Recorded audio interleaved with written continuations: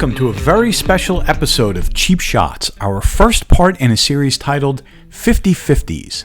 Throughout this series, I'll take a look at some of the 50 or so normal prime lenses I have in my collection and hopefully help you determine which would help you take your photography to the next level. So why a special series concentrating on the ubiquitous 50 or lenses in that range? For me, it's anything from 45 to 58 millimeters.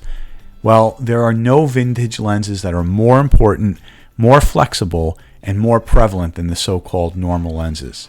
It was the first lens that most photographers mastered in the 70s and 80s, and it might be a good idea for you to start with one as well. Why? Few reasons. First, they are cheap and readily available. You'll be hard-pressed to visit a garage sale, flea market, or thrift store and not find one of these attached to a vintage camera. These deliver the best bang for the buck in vintage lenses. They almost always deliver professional quality results. Unlike vintage zooms or some longer or shorter vintage primes, these are going to take your photos to the next level. They're insanely sharp, even compared to comparable modern lenses. The places where they are a little different gives them a character that makes it worth considering. And they deliver fantastic background blur for separation if you're going for that look and don't have any other lenses in your arsenal that can achieve it. Whether you're using APS-C or full frame or micro four thirds, they're great for landscapes, they're great for portraits, they're great for low light shooting. If you need shallow depth of field in a portrait, you've got it. If you need deep depth of field, like in street photography, you got that too. With a close-up filter or an extension tube, you can even use them to take great macro shots.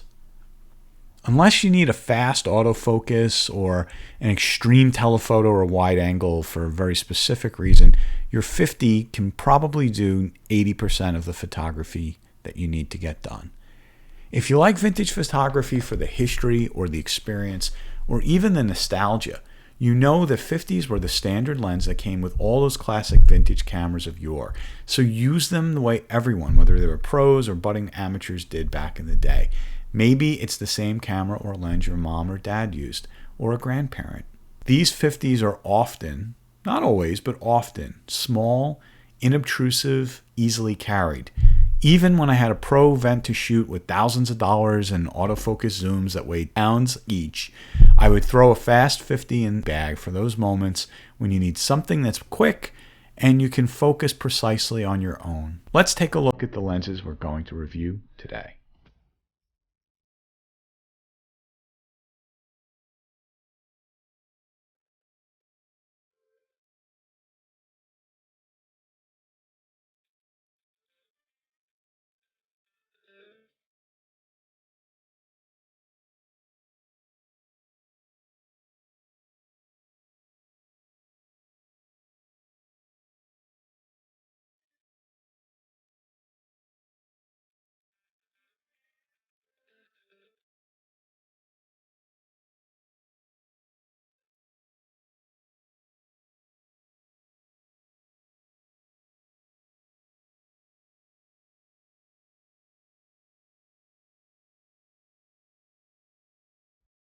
So first use case for these lenses, portraits. If you're shooting with a fast 50, whether it's on APS-C or a full frame camera, you're going to want to shoot portraits with these lenses.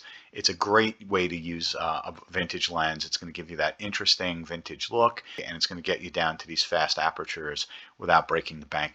Here's our first sequence. This is a portrait session with the lovely Marianne. What I look for in terms of performance with these lenses is one thing, right? I'm going to quickly do a A-B comparison here. I have on the left side a Konica, right? This is the Konica 1.8, wide open on the left side and stop down on the right. Well, if we look at this lens, and again, it's the same lens, the 2.8 is always going to be very, very sharp. That's probably close to the sharpest setting for any of these lenses. But the 1.8 is a place where you want to shoot portraits, right? Look at the nice background, the fact that it's blurred out. She has a nice glow about her. Her skin looks really great. And on the right side, when you stop down, you'll see things like the colors will become a little bit more saturated. You'll have a little bit better contrast. But is it really what you want in a portrait? And for me, it's all about whether or not the eyes in the portrait are sharp enough. right? They're never going to be as sharp wide open as they are stop down. But is this here on the left side, is this sharp enough, right? And to me, in a portrait, that's a great look. That is definitely sharp enough. So I'm going to compare them again. This is the Konica 1.8. It's a great performing lens. I give this one my thumbs up. Let's compare it to a couple of other lenses at wide open. So the first one I want to look at is the Fuji. And actually, let me just switch these up. Okay, there we go. So the Konica here is on the left, and the Fuji is on the right. And Fuji very, very close. This one, I would also say, has that really, really nice, sharp enough but not too sharp look that I look for in portraits. But I think the Konica is a little bit more pleasing to me for a portrait.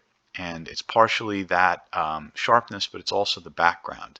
So it's a great combination of sharp up front and the background is nicely blurred. But again, Fuji, no problem. I would shoot with that all day and all night. Let's look at the next lens on the right side, which is the Olympus. So here we have the Olympus at 1.8 and the Konica at 1.8. Two competing lenses, both small. The Olympus, very, very small lens if you're shooting on the original SLR. And here you can see these are both very, very close. If anything, and I had to give a little bit of an edge, I might give it to the Olympus, but it is so darn close. Again, at 1.8, either of these lenses would work great. Look at the background. Maybe I like the Konica background a little bit more. It's a little bit more pleasing to me. The Olympus is maybe a touch more harsh, but those eyes are great on the Olympus just as they are on the Konica. Let's look. I'm going to still keep my Konica on the left because I think the Olympus is great. I mean, this is splitting hairs. I'm sure copy to copy, it would be a toss-up as to which of these lenses to go to. But I'm going to go to the next lens on my series. And on the right side, I'm going to pull up the Minolta 45mm f2. Now, this is obviously on the left side, you know, we have a 1.8 lens versus an f2 lens. I'm not terribly surprised that the Minolta maybe is a touch sharper. It's really, really close, but it's you know, definitely a nice rendering lens. You read a lot about this one here, this Minolta on the right, online on forums. People talk about this one quite a bit. Because it's 45, there's not quite as much separation to the background. The bokeh is not quite as pleasing to me, at least, as the Konica is, but a really nice lens that you could definitely get some darn good portraits with. Next up is the Pentax. So this is the Pentax-A f2, and you can see here the first instance where the Pentax is not a lens I would shoot portraits with wide open. Now, I don't know if it's just this particular lens or if it's the entire series. I have a couple of these. I've shot with a couple. One of the first lenses I ever purchased, I think it's the ZXM or ZM. So I have a soft spot for this lens, but clearly there's a soft spot in the lens too. It is just not as sharp wide open as I would like. And what's interesting is even if we stop it down, it gets a little better, but not much. So it makes me wonder, is it the lens itself that is off on this Pentax? And the next lens we have up is this Sakar. And again, I was back a little bit with this lens. It's pretty sharp, sharper than the Pentax was, but not quite to the level that I would like to see. It does get there when it's stopped down to 2.8. You can see she's really sharp here in the eyes, but at 1.7, not quite there. So I like the Sakar. It's a very interesting lens. I like the rendition of it. The bokeh is pretty cool, but not quite as good as the Konica. I still think the Konica is my winner here. And now we get to the Nikon. Now the Nikon, this is the E series 1.8 pancake. You see these a lot. They came with the EMs back in the day, and people really, really have come to love these online. You can see the difference there. I still like the Konica, frankly, in this portrait session, but the Nikon becomes really, really close here. It is, I think if I had gotten a little bit closer to the subject, and I think it's because I had to move the tripod back, we had some rain, I think you would be even closer. So the Nikon, Nikon, the Olympus, here's the Olympus here on the left, that was a great portrait lens. The Fuji and the Konica, oops, sorry, there's the Konica. All great potential portrait lenses in this group. So here's a typical street photography scene. We're going to look at these lenses wide open, and then the second shot here will be at f8, and that would be a focal length that I might shoot for in this scene in order to get pretty much everything that I want in focus, and I think it's a pretty typical aperture to shoot for street. First lens up is the Fuji 1.9, and this is what the lens looks like wide open. On all these scenes I am focusing in on this planter here. If I compare it to the same lens at f8, there are a couple of things that become very apparent, right? The first is that vignetting around the edges, which you see disappears completely, and the second is the sharpness. If we zoom in here, obviously the planter is much sharper at f8 than it is at f1.9. The other thing you'll notice is that the rest of the detail is much sharper as well. Even down into the distance, you can really see a lot of detail here on the lanterns, on the tree, everything here in this planter, and at 1.9, of course, we'll see that a lot of that. Let's do a comparison here, and on the right hand side we'll look at the same lens at f8, and you can see again huge difference between these lenses wide open versus stop down. This will be the same for all of these, but the Fuji is a good first one to show. Next lens I want to look at is the Olympus. Now the Olympus did fairly well on some of the other tests, and I think it's an interesting comparison here. On the left hand side we have that Fuji, and on the right hand side we have the Olympus. This is both of them shot wide open, and wide I think the Olympus may be a little bit sharper, although it's really hard to tell. I think more important would be stop down. So I'm going to stop it down here, and you can see that the Fuji compared to the Olympus now certainly bests it. And then if we take the Olympus down to f8 as well and compare apples to apples, you know, it's a lot closer. I would argue probably that the Fuji is a touch sharper, right? Looking here at some of the details, a little better contrast too compared. On the right hand side I'm going to switch over from the Olympus to the Nikon now, and this is the Nikon wide open. Let's stop it down to f8 where it's a much more even comparison. Very close at center. As we scroll out, very, very close as well. Left hand side. It's almost too hard to tell.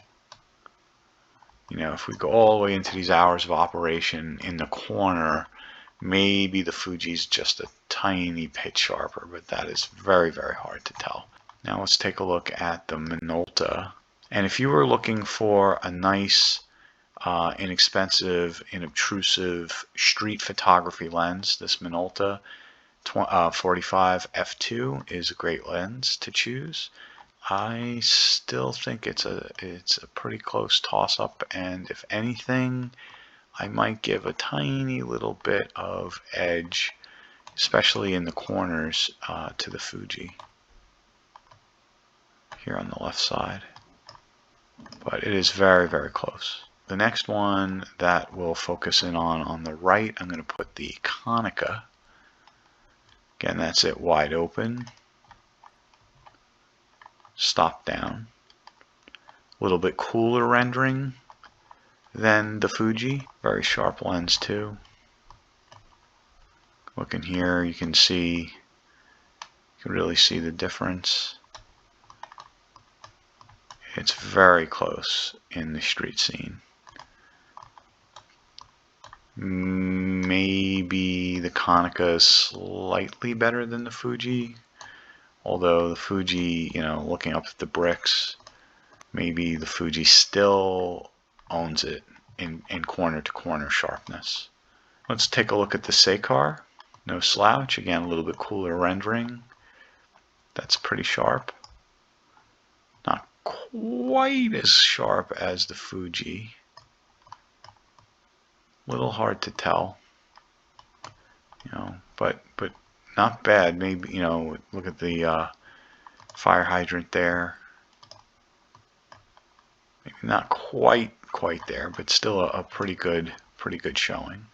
And now let's take a look at the last lens, which is the Pentax. This is the Pentax at f8. Again, Fuji a little bit warmer, pretty close. I like the, you can see the flare differentiation here on the Pentax on the right. Really, it's one of the later Pentax lenses, really controls flare quite well. And just as I say that, we have a flare, but that's because of the sun. It's changing outdoors. I gotta say, I would still, even though it's a little bit faster lens, I still give the nod here. Look at the difference in the corners, especially to the Fuji. So streetwise, Fuji, amazing. The Konica, the Olympus, the Nikon, really good. The Minolta as well, especially considering the size. Pentax, maybe not quite there, but these guys are all pretty close at f8 for street. Now let's take a look at these lenses shooting fairly close up at f4. Big shout out to Cop Cycle out in Princeton. Really cool place. Enjoyed sitting on the bench in front of their shop, just taking a picture at some of this nice patina. I'm just going in on these shots. We'll take a look at some of the fine details that are in the sign and the bike treads, things of that nature. You could also get a sense of what the bokeh looks like for these lenses. Here we have the Pentax. Again, these are all shot at f4. You can see pretty good with the detail. If I go to next, this is the Fuji. This is the Olympus. Then we move on to the Nikon. Then we move on to the Konica, the Minolta, and finally the Sakar.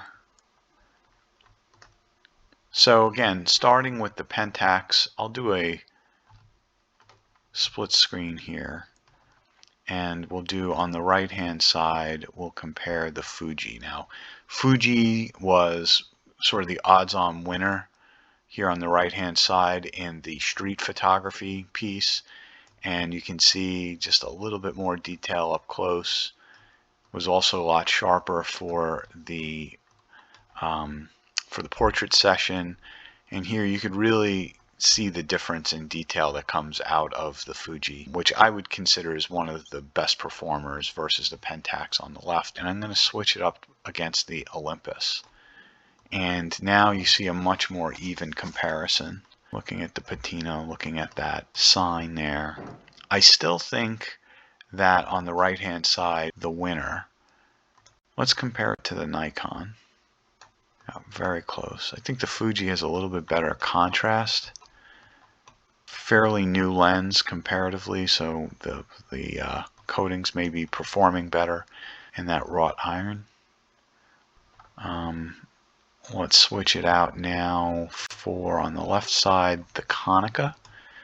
These performed very close if we think about the portrait session, if we think about the street session. These are very close, and they're close here too. Difference between the wrought iron. If anything, I may still need to slightly give the edge to the Fuji, though very close. Very close. Let's try the Minolta. So this is the Fuji on the right and the Minolta f2 on the left. Very close. That little Minolta does a phenomenal job, really does. And then last but not least, let's look at that Sakar. Wait a second to jump in. Yeah.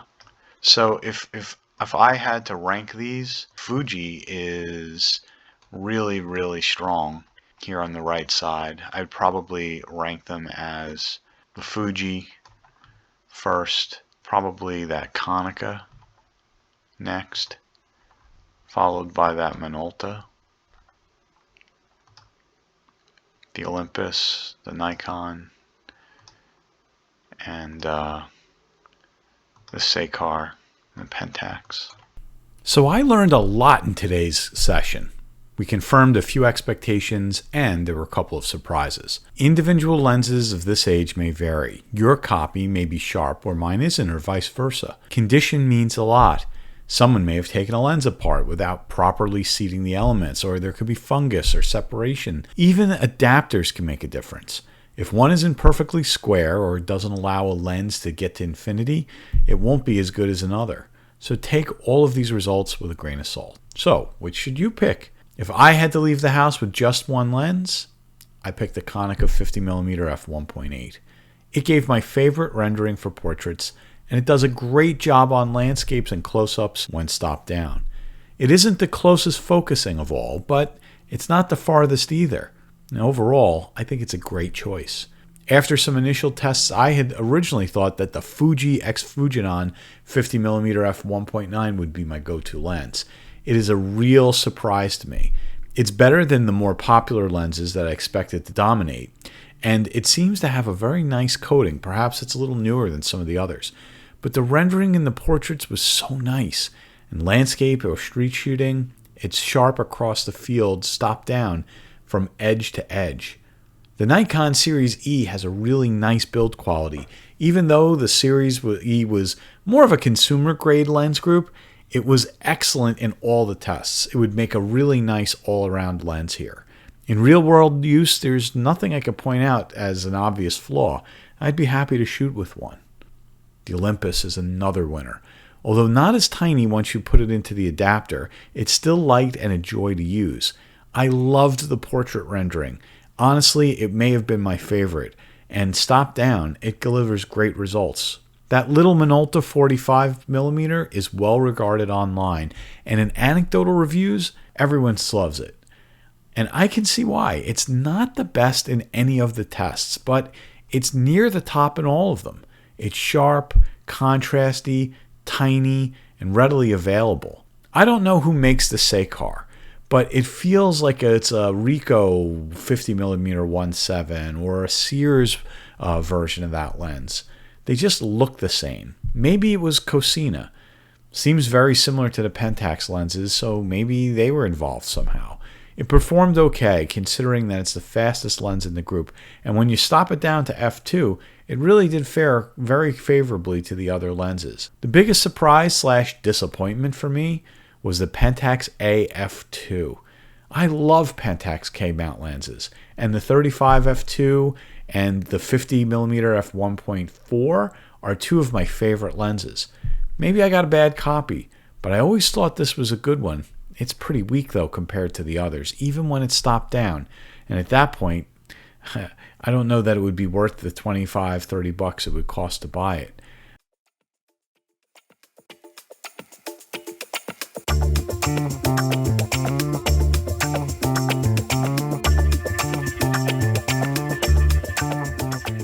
One important note, I love the Yashica 50mm f2 and 1.9 lenses. They're small and very similar, and I would have loved to have had one in this group. What other lenses would you like? We look at lots of other normal primes, including the popular ones from Canon and Minolta, Pentax, in future videos. So stay tuned. Looking for an inconspicuous lens that can do a lot?